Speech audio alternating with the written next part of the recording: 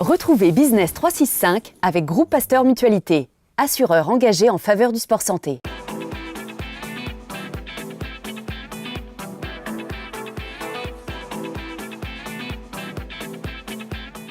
Business 365, c'est parti avec un premier invité, Bruno Pomar, le fondateur de la Saharienne. Bonjour Bruno. Bonjour. Alors vous êtes né en 1959 dans l'une des plus belles villes du monde, Perpignan, en tout cas Dixit d'Ali.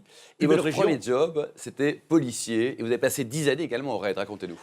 Oui, un passé de policier au RAID, un groupe d'intervention de la police nationale qu'on connaît bien évidemment malheureusement avec tout ce qui se passe actuellement dans notre pays. Et 10 belles années qui m'ont appris beaucoup de choses sur moi-même déjà et sur l'engagement et sur le travail d'équipe. Ce qui m'a fait devenir en même temps raider pro et en même temps organisateur d'événements. Et après, donc, c'était aux côtés de Serge Dassault pendant quelques années ? Alors oui, Serge Dassault m'a récupéré avec lui pour travailler avec lui sur Corbeil-Essonnes. Où je travaillais pour des actions à mener en faveur de la jeunesse, pour des actions de solidarité caritative en direction de la jeunesse. Et il paraît que vous avez un château du côté de Dreux, c'est ce qu'on m'a dit ? Ouais, le château, il appartient à mon association. C'est un château où j'accueille tout au long de l'année près de 2000 enfants à travers tous les partenaires qui me soutiennent, dont Dassault, Bettencourt et d'autres grandes entreprises françaises. Et donc chaque année, il y a combien d'enfants qui viennent ? Un peu plus de 2000 qui viennent en séjour, encadrés par des policiers bénévoles qui viennent encadrer ces jeunes pour leur donner un petit peu la bonne conduite, je dirais, à avoir dans la vie. Et ça se passe bien entre les jeunes et les policiers, tout va bien ? Oui, heureusement. Et je crois qu'à partir du moment où on donne un cadre aux jeunes, et tout le monde le suit, quelque part. Évidemment, il faut leur faire comprendre. Le City Raid Andros.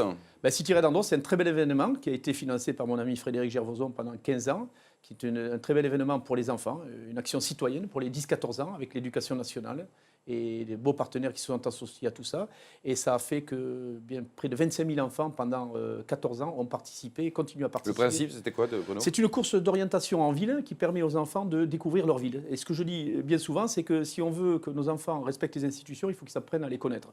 Et à travers ce projet, je crois qu'on a réussi un beau travail.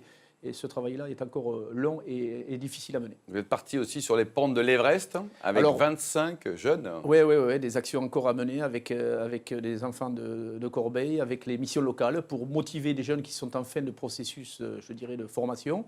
Et on est parti faire le camp de base de l'Everest. Ça, c'était une très belle opération menée il y a quelques années avec tous ces jeunes-là. Paris jusqu'au Sénégal. En ULM, du côté de Saint-Louis du Sénégal, c'est possible ou pas, Bruno Pomar ? Oui, on l'a fait aussi. 77 heures de vol, ça a été une belle opération. 77 heures de vol. 77 heures de vol avec des jeunes, encore une fois, qui ont retracé la ligne aéropostale Syntex. Et on a dormi à l'hôtel de la Poste à Saint-Louis du Sénégal pour finir ce beau voyage, qui était un voyage historique et puis en même temps qui a profité beaucoup aux jeunes en termes d'éthique, en termes de travail pédagogique. Dans un registre différent, le Kilimandjaro. Et le Kilimandjaro, pour TF1, puisque c'était un prime time pour TF1. C'est le concurrent 365, ils sont un peu plus petits que 365. Oui, il n'y a pas de grandeur, c'est de la télé toujours. Oui. 10 handicapés qu'on a amenés au sommet du Kilimandjaro, qui a fait un prime time d'ailleurs pour TF1 et qui a été une très belle aventure pour moi. C'était de découvrir en même temps le monde de l'handicap, parce qu'on ne se rend pas souvent compte de ce que c'est le handicap. Hein. On ne s'en rend pas compte, nous, parce qu'évidemment, on n'a pas de soucis. Mais ne serait-ce que lorsqu'il faut passer une porte, monter une marche ou quoi, enfin bref. Et là, je me suis rendu compte à travers ce raid on a traversé une partie de la Tanzanie et puis on a fini sur le sommet du Kilimandjaro. Combien de temps ? Une très belle... 15 jours, on est parti. 15 jours.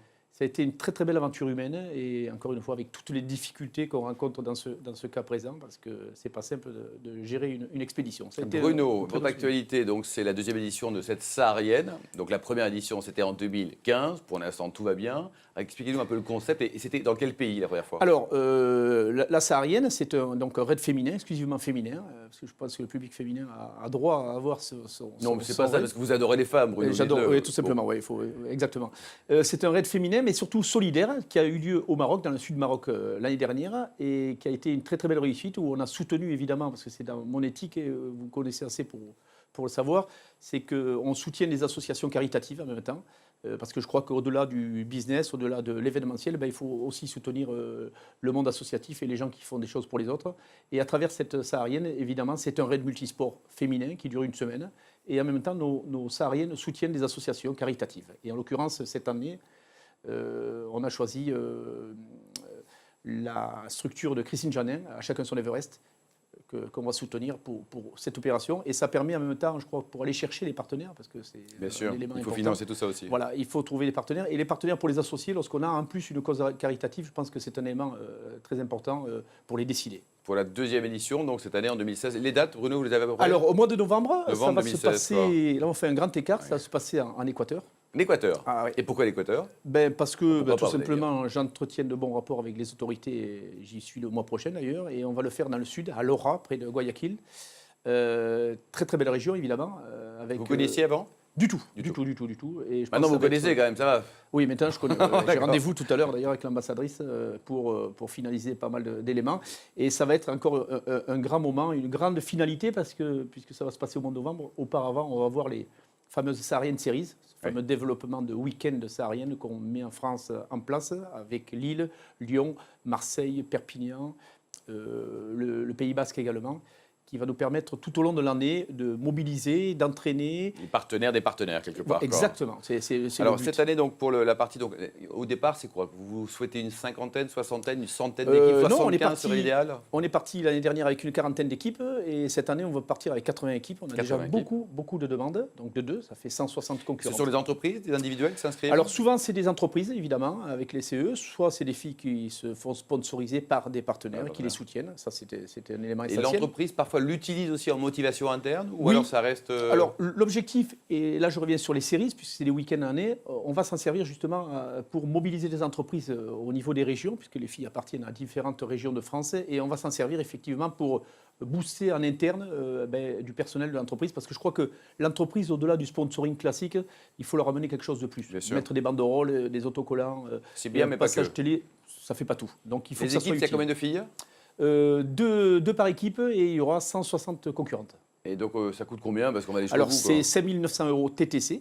Par l'événement. équipe, hein? Par équipe, complètement. D'accord. Avec Et ça inclut le transport, ça inclut tout une ou pas? prise en charge totale, Totale. transport, encadrement, repas. Et combien de temps etc., ça va durer? Une bonne semaine. On part entre 8 et 9 jours. On n'a pas encore établi le timing Donc précis. ça, c'est pour les concurrentes. Ça, c'est pour les Donc vous allez concurrents. tranquille en Équateur, là, avec 160 nanas, c'est super, quoi.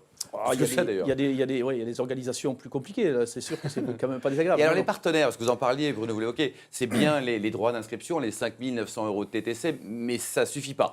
Alors ça Donc- suffit pas. C'est vrai on cherche un partenaire annonceur sur cet événement encore, mais par contre on a monté un club partenaire dans lequel il y a Compressport d'ailleurs la marque, il y a Andros évidemment qui nous suit sur cet événement, et l'idée c'est d'intéresser le partenaire, parce qu'encore une fois, au-delà du sponsoring classique, de mettre des banderoles ou d'avoir un petit coup de télé, je pense que les partenaires n'attendent pas ça, sauf pour soigner leur ego, mais à mon avis, ça va pas. Il faut que ça intéresse vraiment l'entreprise, et l'idée à travers ce club partenaire, c'est d'inviter les partenaires, je dirais par exemple, pour nommer Andros ou pour nommer Ou Anita, Compressport, ou voilà. le magasin Carrefour, le patron du Carrefour, qui est intéressé pour rencontrer le patron d'Anita, etc., etc. Donc l'idée c'est ça, c'est de Du réseau. ouais, du réseau, Du de créer du networking, réseau. quoi. Et je pense que pour avoir de l'argent maintenant, c'est comme ça avec les chefs d'entreprise. Il y a un site internet, une adresse peut-être pour prendre Oui, enseignement sur lasarienne.fr tout simplement. lasarienne.fr. tout Et accroché. vous, Bruno, vous avez participé plusieurs fois au Trophée Andros, vous avez même fait de la lutte.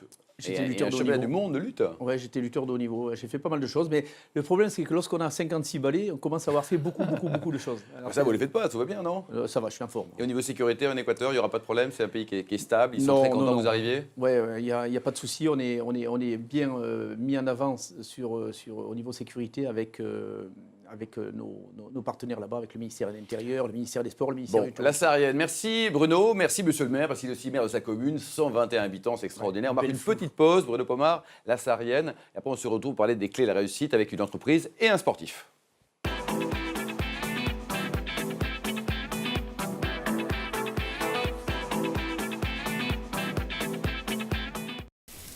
Business 365 vous a été présenté par Groupe Pasteur Mutualité.